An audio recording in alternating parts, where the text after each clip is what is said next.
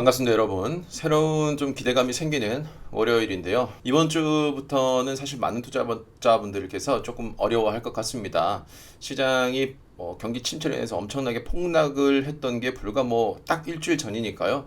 여기서 더 올라갈 것이냐, 더 떨어질 것이냐, 이거에 대한 이야기가 많은 것 같습니다. 하지만 제가 볼 때는 지난번 라이브 방송 때도 말씀을 드렸지만 그런 폭락 이후에 우리가 엄청나게 침체를 걱정할 필요는 당장은 없고, 다만 일시적인 반등에 대한, 그리고 또 좋아지는 부분에 대한 것들은 충분히 나올 수 있기 때문에 너무 이제 겁먹을 필요가 없다고 말씀을 드렸죠.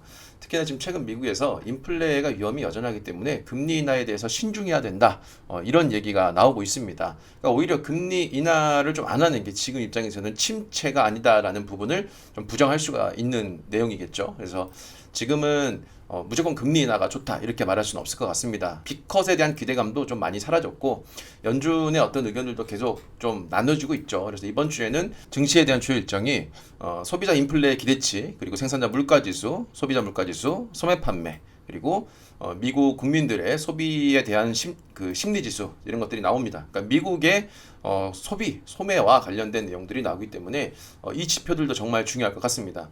크게 무너지지 않는다라고 하면 과연 우리 투자자분들께서 지금 어떤 섹터를 좀 투자하는 게 좋을 것이냐. 물론 지금 이제 반도체는 제가 지속적으로 말씀드리지만 회복하기가 사실 쉽지는 않습니다. 어떤 하락 이후에 기술적 반등은 좀 나올 수 있긴 하더라도 지금은 과거와 같은 반도체 시장의 에너지가 존재하지 않죠. 오히려 바이오 시장이 굉장히 지금 좋습니다. 그러면 우리가 투자할 게 바이오밖에 없냐? 그렇진 않습니다. 크게 세 가지의 섹터를 우리가 전체적인 흐름으로서 한번 살펴보는 게 좋을 것 같은데요. 저는 크게 세 가지를 이제 생각하고 있습니다. 첫 번째는 미국의 어떤 정치적인 대선과 관련된 요소들, 그리고 두 번째는 국내 정책과 관련된 부분, 그리고 중동 전쟁과 관련된 부분, 이렇게 세 가지를 좀 보고 있는데요. 하나씩 좀 보시죠. 주말간에 해리스와 트럼프 간에 이 여론조사에서 4%를 해리스가 앞섰다, 이런 내용이 나왔습니다. 보통 3% 차까지는 오차 범위에 있기 때문에 괜찮다라고 하는데 4%는 이걸 좀 뛰어넘는 수치이기 때문에 해리스가 좀 많이 좋다, 이렇게 좀 나오고 있는데요. 전반적인 여론이 해리스를 좀 밀어주는 것 같습니다. 특히나 이제 얼마 안 있으면 있을 이제 전당대회, 사실상 이미 해리스로 정해졌습니다만 단순히 이제 전당대회가 아니라 해리스를 우리가 이만큼 지지하고 있습니다라는 민주당의 어떤 그런 모임이라고 생각하시면 될 것 같습니다. 여기에는 지금 바이든, 그리고 오바마, 클린턴까지 총출동했고요. 게다가 힐러리 클린턴 전 국무장관도 연습자로 나선다고 합니다. 그러니까 참 기가 막히게 똘똘 뭉쳐가지고 해리스를 지지합니다라는 하나의 단결된 모습을 좀 보이고 있습니다. 이런 모습을 봤을 때는 정말 누가 봐도 바이든이 치매에 걸린 상태로 대선 토론에 나갔던 것은 정말 짜고 치는 고스톱이었다라고 보여집니다. 그래서 어쨌든 해리스의 힘이 강해지고, 직전에 이제 트럼프가 총격 사건으로 인해서 정말 에너지가 강했는데 지금은 또 힐러리와 관련된 이 시장의 에너지가 크죠. 그래서 이 둘 간의 관련 주식들이 좀 핑퐁할 가능성이 좀 높습니다. 지난번 영상에서 힐러리와 관련된 주식들을 제가 대략적으로 정리를 해놨으니까요. 여러분들이 한번 그와 관련된 종목들도 좀 찾아보시면 좋을 것 같습니다. 자, 두 번째는 국내에서 하는 정부 정책이죠. 정부가 이렇게까지 좀 적극적으로 시장에 뛰어드는 경우가 이렇게 많았던가라는 생각이 들 정도로, 최근에는 대왕고래 프로젝트부터 시작해서 지금은 이제 비아파트 이 시장을 활성화시키기 위한 정책을 좀 내놨습니다. 사실 이거는 전반적인 부동산 시장의 이 경기가 꺾이면 이게 바로 이 PF 시장까지 터지게 되는데, 이 PF 시장이 터지면 사실상 이게 부동산뿐만 아니라 대한민국의 금융 위기까지 올 수가 있는 정말 심각한 사태입니다. 그래서 정부 입장에서는 이걸 어떻게든 막아야 되는데, 이걸 막으려면 현재 부동산 가격이 폭락하는 것을 막아야 됩니다. 심지어 오르면 더 좋겠죠. 그래서 이 정책을 꺼냈는데, 사실 지금 정부가 그린벨트를 해제하고 이 비아파트에 대한 규제 완화, 그리고 지원 같은 정책들은 최소가 10년이 걸립니다. 당장 시행될 수가 없고요.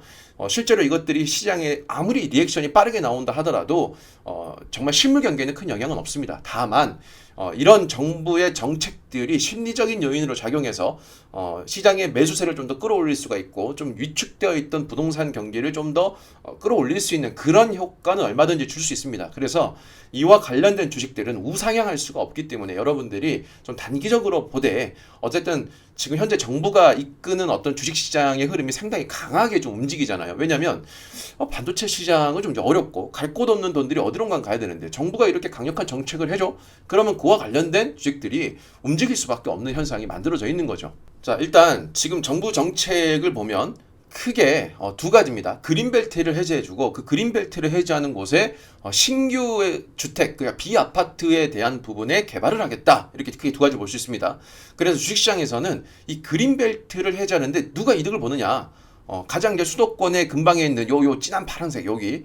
자, 여기에 땅을 가진 게 누구야? 요걸 먼저 찾고 있습니다. 그래서 생뚱맞게 사조 대림이 상한가를 치고 엄청나게 올라가는데 이 사조 대림이 요 하남시 요쪽에 있는 골프장 부지를 가지고 있습니다. 그게 50만 평 정도로 엄청나게 크기 때문에 돈방석에 앉았다. 이제 이런 얘기가 나오는데 사실 뭐 골프장을 갖다 팔지 않는 이상은 거기까지는 아닌 것 같습니다. 이제 땅값이 오르는 거에 대한 어떤 효과는 좀 있겠죠. 그래서 지금 가장 먼저 오른 것들은 누가 땅을 많이 소유했어. 자, 이 부분인데 이거는 지금 당장은 땅을 많이 소유한 기업들이 움직였는데요. 그 밑에 몇천 평, 몇만 평 정도로 가지고 있는 그런 기업들도 있습니다. 근데 이런 기업들, 한마디로 종목들은 아직 크게 반응하지 않았거든요. 그래서 여러분들이 이 땅을 좀 소유한 기업들 검색해보면 충분히 나오기 때문에 그런 부분도 좀 한번 찾아보시면 좋을 것 같습니다. 자, 그리고 그 외에 건설적인 부분이 있죠. 왜냐면 그린벨트 해제했으니까 여기에다가 뭔가를 지어야 될 거 아닙니까? 근데 지금 정부 정책은 비아파트입니다. 그러니까 쉽게 얘기해서 크게 두 가지가 있습니다. 빌라와 오피스텔. 물론 그 외에 어떤 다른 단체, 그러니까 우리가 알고 있는 뭐 생활체육시설 혹은 뭐 그 노인들을 이렇게 하는 그런 이제 것들도 있지만 사실상 이제 이번 정책은 오피스텔하고 빌라 이 두 가지 시장을 타켓을 한 겁니다. 그리고 전세 사기 이게 또 빌라 시장을 죽였던 내용 중에 하나잖아요. 정말 많은 내용들이지만 이거는 제가 저희 무료 카톡방에 한번 정리한 것들을 다 올려드릴 텐데요. 여기서 이제 우리가 핵심은 뭐냐면 공급 쪽이죠. 예, 공급 쪽인데 이 공급에서 주택 신축 판매업자 취득 시 원래는 이제 12%의 중과 세율을 부과했습니다. 자, 이거를 1%에서 3%까지 일반 세율을 주겠답니다. 그러니까 거의 한 10%를 줄여준 거예요. 그러니까 이거 시공한 업체들 중에서 얼마나 이거 땡큐입니까? 제 기억으로는 이게 한 10몇 년 전에도 한번 이랬던 것 같거든요.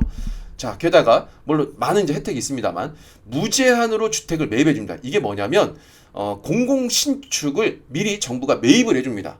그래서 걔네들을 좀 매입해서 싸게 국민들한테 임대주택으로 공급을 해주는 거예요. 그러면 이거 시행하는 애들은 우리가 사면 이 시장이 살아날 때까지 정부가 무제한으로 매입해 주니까 이거 빌라 짓는 중소기업부터 시작해서 소규모 업체들부터 엄청나게 많이 증가할 겁니다. 이게 또 오피스텔까지 포함이거든요. 그러니까 이 오피스텔 또 잘 짓는 그런 기업들 또 빌라와 관련되어 있는 기업들 한번 잘 찾아보면 정말 좋은 기업들이 있을 겁니다. 역시 아직 크게 상승하지 않았기 때문에 우리한테 또 좋은 기회고요. 또 한 가지는 원래 신축 매입, 임대 사업, 민간 사업자에 대한 세제 혜택 및 이 자금 지원 강화 이렇게 되어 있는데 이게 매입하고 이제 철거 후 주택을 건설할 때 이제 새롭게 이제 기존에 있던 것들을 철거하고 주택을 건설할 때는 주택만 원래 취득세율 일반 세율로 적용을 해줬습니다. 그런데 이게 준주택 건설 시에도 취득세를 중과세율 12%에서 또 여기도 10%를 줄여줍니다. 그럼 여기서 준주택이란 건 뭐냐? 이게 오피스텔에 해당됩니다. 예, 이게 오피스텔입니다. 자, 그러면 또 오피스텔 관련된 또 많은 건설 업체들 움직일 수 있겠죠. 그리고 또 문제가 됐던 게 뭡니까? 어쨌든 이런 기업들이 우리나라에서는 구조상 건설을 하려면 PF 시장이라는 이 곳들을 이용해야 됩니다. 근데 이 PF 특약 보증이라는 걸 가입하면 총 사업비의 90%까지 1금융권에서 저리로 대출을 해주겠다는 겁니다. 야, 이게 얼마나 큰 혜택이에요. 그러니까 한마디로 지금 이거 건설하는 애들한테 너네 이거 PF 특약 보증 가입하면 사업비 90%까지 저리로 대출해줄게. 그러니까 이거는 정말 크게 지금 정부가 지원을 해주고 있다. 이렇게 생각하시면 될 것 같고요. 이런 부분들이 분명히 관련된 주식들이 움직일 차례가 올 거다라고 저는 좀 보여집니다. 다만 장기간 이어지긴 어렵기 때문에 조금 길지 않은 시간 동안 주가가 급등하면은 좀 빠르게 이익을 보고 천천히 분할 매도하는 게 좀 좋지 않을까라는 생각도 해보고 있습니다. 자, 그 다음에 중동에 관련된 문제죠. 이란, 이거 지금 촬영하는 오늘부터 이게 업로드된 내일까지 보복 공격 가능성이 10일부터 13일 높다라고 미국 정부가 발표를 했었죠. 그래서 지금 뭐 이 해군과 이 공고들 막 급파했다라고 하는데, 야, 이게 지금 핵잠수함까지 배치했다라고 지금 나왔습니다. 이게 그만큼 심각한 것인지, 물론 심각하겠죠. 근데 또 여기에는 미국의 좀 억제력이 좀 들어가 있는 것 아닌가 요 생각도 좀 들더라고요. 근데 아주 공교롭게도 지금 얼마 전에 미군 기지가 피격을 당했습니다. 이 시리아 내에 있는 미군 기지가 피격당했는데 이게 부상자가 없다고 합니다. 이게 말이 안 되죠. 이 시리아에 있는 미군 기지가 뭐 최첨단 백악관 같은 것도 아닌데 이게 뭐 드론 공격으로 인해서 피해자가 아예 없다. 이거는 약간의 좀 자존심을 내세우는 약간 무력 시위 정도, 서로 짜고 치는 정도밖에 안 된다고 저는 보고 있는데, 이란이 이빨 빠진 호랑이라고 하잖아요. 지금 핵 협상을 준비한다고 합니다. 기존에 이제 핵 합의를 이끌었던 그 주역들을 속속 지금 불러들여서 요직에 임명하고 있다고 합니다. 이게 그동안 계속 이 핵 협상이 오랜 시간 동안, 십몇 년 동안 잘 안 됐던 건데, 이걸 갑자기 이란이 직접 나서서 이걸 하고 있다? 이건 뭡니까? 이거 미국한테 좀 형님들 도와주세요. 지금 우리 지금 사실 이빨 빠진 호랑이인데 이스라엘이 지금 이 틈을 따서 얘네가 지금 미친 듯이 우리를 공격하고 있다. 이거 어떻게 해? 이거 힘들어. 그렇다고 우리가 전면전 가기도 어렵고 자존심 부리는 것도 좀 하루 이틀이지. 좀 도와줘. 저는 충분히 이런 의도가 좀 있지 않았나라는 생각이 들고 그에 따라서 좀 이 미군의 어떤 이런 핵잠수함 배치 같은 이례적인 이런 발표들이 나오지 않았나라는 생각이 드는데, 그만큼 지금 미국의 대통령이 부재이기 때문에 이스라엘은 지금밖에 없다라고 하고 이란과 지금 악의 축이라고 막 그들이 얘기하는 것들을 밀어붙이고 있는 듯한 모습이 보이기 때문에 분쟁 수준까지의 그런 리스크 부분이 좀 확대되고 있다. 그래서 시장은 지금 어디론가는 가야 되는데 방향을 좀 못 잡고 있는 듯한 모습을 좀 많이 보이죠. 그래서 이런 이슈들이 조금씩만 터지더라도 주가가 좀 내려가 있다라고 하면 얼마든지 단기간 칠 수 있기 때문에 바이오 주식 외에도 여러분들이 이런 섹터들을 좀 공부해 보다 보면은 좋은 기업들과 좀 그런 타이밍을 좀 볼 수 있지 않을까라는 생각을 해봅니다. 시장은 분명히 어렵습니다. 갈팡질팡할 수밖에 없고 공포가 난무하지만 이럴 때일수록 그냥 시장의 어떤 주류의 언론들 혹은 많은 어떤 썸네일만 보고 뭐 공포니까 다 도망가야 된다 이렇게 생각하지 마시고, 분명히 위기 속에는 기회가 있습니다. 또 그 기회에 대한 시장 속에서도 위기가 또 찾아오죠. 이런 부분들은 열심히 또 제가 분석해서 알려드릴 테니까요. 우리 시청자 여러분들의 건승을 기원하겠습니다.